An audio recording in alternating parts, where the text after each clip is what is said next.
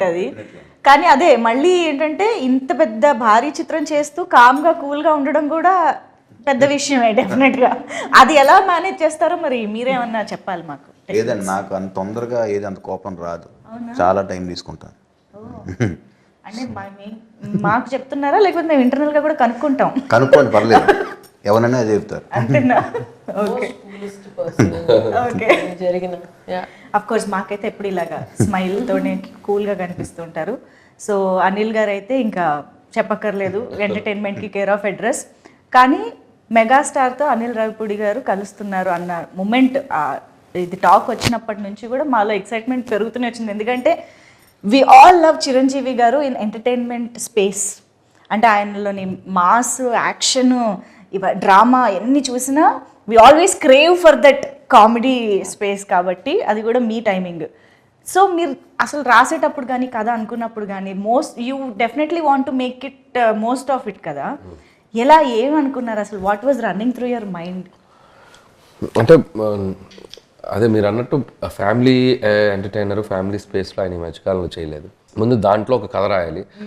And Chiranjeevi గారు comedy full fledged ఎంటర్టైనర్స్లో చేస్తే ఎలా ఉంటుందో ఆల్రెడీ ప్రూవ్డ్ బ్లాక్ బస్టర్స్ అన్ని చాలా పెద్ద పెద్ద హిట్లు అయ్యాయి.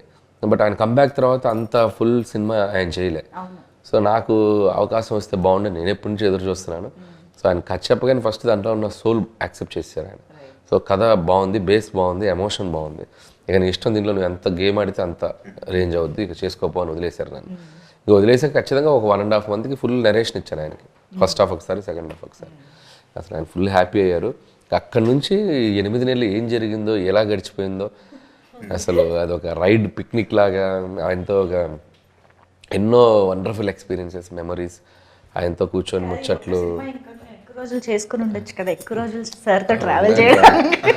నాకు ఎక్కువ రోజులు చేయాలని కాదు, నాకు ఎంత తొందరగా సినిమా తెచ్చి ఆడియన్స్ ముందు చూపించాలని ఎగ్జైట్మెంట్ ఉంది. So I don't want waste the time అన్నట్టు అనిపించింది. సో అంటే ఎన్నో మూమెంట్స్ తీసుకున్నాను. అండ్ ఆయన ఎక్స్పీరియన్స్, ఆయన షేర్ చేసుకున్న మూమెంట్స్, ఆయన నాకు ఇచ్చిన కొన్ని కాంప్లిమెంట్స్ అన్ని లైఫ్లో మర్చిపోలేను. Memorable journey. సో ఇక కామెడీ సైడ్ ఆయన వస్తే ఎలా ఉంటుంది, ఆయన ఫుల్గా దిగితే ఎలా ఉంటుంది అనేది మీరు రేపు సినిమా చూస్తే మీకు అర్థమైపోతుంది. మాకు ఆల్రెడీ ట్రైలర్, ఈ పార్ట్స్ చూస్తేనే ఒక్కొక్క సినిమాకి ఒక్కొక్క వింటేజ్ మాకు కనిపిస్తూ గుర్తొస్తూ ఉందన్నమాట. దొంగమొగుడు దగ్గర నుంచి అన్నయ్య వరకు, ఈవెన్ వేలు చూపించి మాట్లాడతా వెంటి దగ్గర కూడా అన్నయ్యలోని చిరంజీవి గారు బయటకు వచ్చినట్టు అనిపించింది. సో అలా we could relate to each and every dialogue and expression, reactions. I'm sure entertainment అంటేనే ఇంప్రొవైజేషన్లు బోల్డ్ జరుగుతూ ఉంటాయి. ఇంకా అందులోనూ చిరంజీవి గారు లాంటి స్టార్ ఎంటర్టైనర్ ఉన్నారు అని అంటే డెఫినెట్గా ఎనీథింగ్ దట్ సర్ప్రైజ్డ్ యూ, అబ్బా ఇది అసలు ఎక్స్పెక్ట్ చేయలేదే అని అనుకున్నది సార్? చాలా ఉన్నాయి అట్లాంటివి. అంటే ఆయన చెప్పేటప్పుడు కామ్గా ఒకటి నేను అనుకున్నది చెప్పేస్తాను. కొన్ని ఆయనకి మైండ్లోకి వస్తుంది నేను ఏదైనా చేద్దామని. ఒక్కోసారి చెప్తారు, ఒక్కోసారి చెప్పకుండా చేసేస్తారు. ఆ చెప్పకుండా చేసి చాలా బాగుంటాయి. మనం ప్రిపేర్ అయి ఉన్నాం కదా, ఉంది అది చెప్పలేను. డైలాగ్ కాకపోయినా అదే రివీల్ చేయకూడదు. వెంకీ గారి కాంబినేషన్లో ఒకటి చేసాం, ఆ ఫోటో దిగడానికి వస్తాను. చాలా క్యూట్గా చేశారు ఆయన. అసలు అది నేను చెప్పలే, ఆయన దూరంగా ఉండి చూసేది అనుకున్నాం. బట్ వాళ్ళ దగ్గరకు వచ్చేసి ఆయన చిన్న ఇంప్రూవైజ్ చేశారు. అది చాలా బాగుంది. జనరల్గా ఆయన ఇమేజ్కి ఆ క్యారెక్టర్లో ఉన్నారు కాబట్టి, ఆ శంకర్ ప్రసాద్లో బిహేవ్ చేశారు కాబట్టి చేయగలిగారు. దట్ ఈస్ ఆర్టిస్ట్గా ఆయన ఎంత క్యారెక్టర్లు ఓన్ చేసుకున్నారు అనే దానికి ఒక ఎగ్జాంపుల్. అలాంటివి చాలా చేశారు. ఇంకా ఆయన అదే చెప్పాను కదా, సో కామెడీ టైమింగ్ ఆయనకి నరాల్లోకి ఎక్కిందా, ఆయనకి అన్స్టాపబుల్. బికాజ్ ఆ డైలాగ్ డెలివరీలో కానీ, ఆ రియాక్షన్, బాడీ లాంగ్వేజ్, ఎవ్రీథింగ్ అసలు భలే. చేశారు చాలా చిన్న ఇంప్రూవేషన్స్ అన్ని. ఓకే. సో ఫన్నీగా మాడ్యులేషన్స్ అన్ని ఇంకా మేము లెక్క పెట్టుకోవాలి అంతే రేపు థియేటర్లో, డౌట్ లేదు. అండ్ మోస్ట్ ఇంపార్టెంట్లీ ఆ మూమెంట్, అవును ఇప్పుడు ఏమైనా లీక్ చేస్తారా ఏ టైంలో వస్తుంది ఆ కాంబినేషన్ అని? వెంకీ గారి సీన్లోనే, వెంకీ గారి సీన్లోనే వెంకీ గారి ఎంట్రీ ఎప్పుడు వస్తుంది అని. సినిమాలో ఎప్పుడు వస్తారా? సినిమాలో చెప్పాం కదా, చూస్తూ ఉండాలి కదా. సినిమా లాస్ట్ 20 minutesలో దిగుతారు ఆయన. ఆ స్టెప్ అడుగు పెట్టడం లాస్ట్ 20 minutes ఉందనగా అదనమాట సంగతి. కొంచెం ఎదురు చూస్తూ ఉన్నాం, తప్పదు.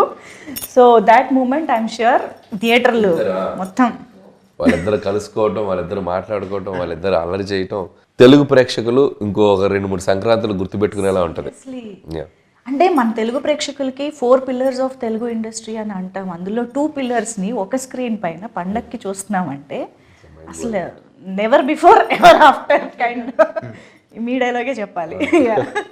సో బట్ మీరు ప్రీ రిలీజ్ ఈవెంట్లో ఒక మాట కూడా అన్నారు, సినిమాలో ఇమోషన్స్ యాంగిల్ కూడా చాలా ఉంది అనేసి, విచ్ మనకి ట్రైలర్లో కానీ అది ఎక్కువ కనిపించలేదు. మనకి ఎక్కువ యాక్షన్, ఎంటర్టైన్మెంట్ ఇవి బాగా కనిపించాయి.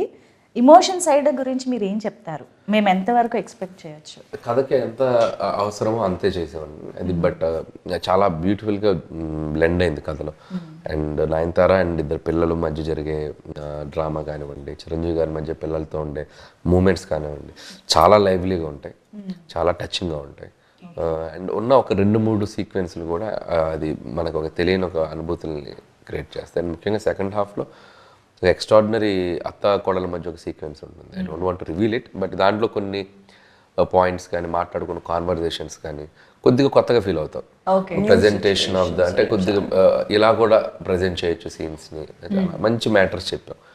అదే కదా ఈ సినిమా అంటే ఎంటర్టైన్మెంటే కాదు, దాంట్లో ఎంతో కొంత మన లైఫ్లో మన రియల్గా వెళ్ళే టైంలో మనం ఒక హ్యూమన్ రిలేషన్స్ అంటాం కదా, వాటి మధ్యలో ఉండే కాన్ఫ్లిక్ట్స్, వాటికి సంబంధించిన సొల్యూషన్స్, వాటికి సంబంధించిన ఆలోచించేటువంటి పాయింట్స్, అది మనం చెప్పడం వల్ల వాళ్ళు ఏదో మారిపోతాను కదా, కానీ దట్స్ ఏ డిస్కషన్కి డిబేట్కి ఉపయోగపడేలా maybe if you think in this way అలా ఉంటుంది అనే ఒక అప్రోచ్లో చేసాం. అయితే చెప్తాను అన్ని, అందుకే చాలా బాగా కుదిరింది ఈ subject. Not only fun, there is a beautiful emotion in the film. I think అందుకనే ఫ్యామిలీ ఆడియన్స్ అనిల్ గారి సినిమా అనగానే మొత్తం పట్టు చీరలు కట్టి వీలైతే జంతికలు అప్పాలు డబ్బాలో పెట్టుకొని మరీ థియేటర్కి వెళ్ళే పరిస్థితి ఉందంటే డౌట్ లేదు అసలు.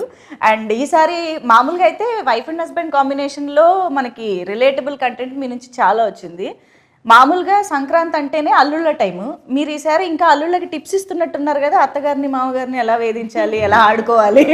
మీరు అక్కడ పాయింట్ గమనించాలి, మనల్ని టార్చర్ పెట్టే అత్తగారు మామగారు అన్నా కానీ అందరిని మంచిగా ఉండే వాళ్ళని ఎందుకు చెప్తాం, మనల్ని బాగా టార్చర్ పెట్టే వాళ్ళ గురించి చెప్పాం.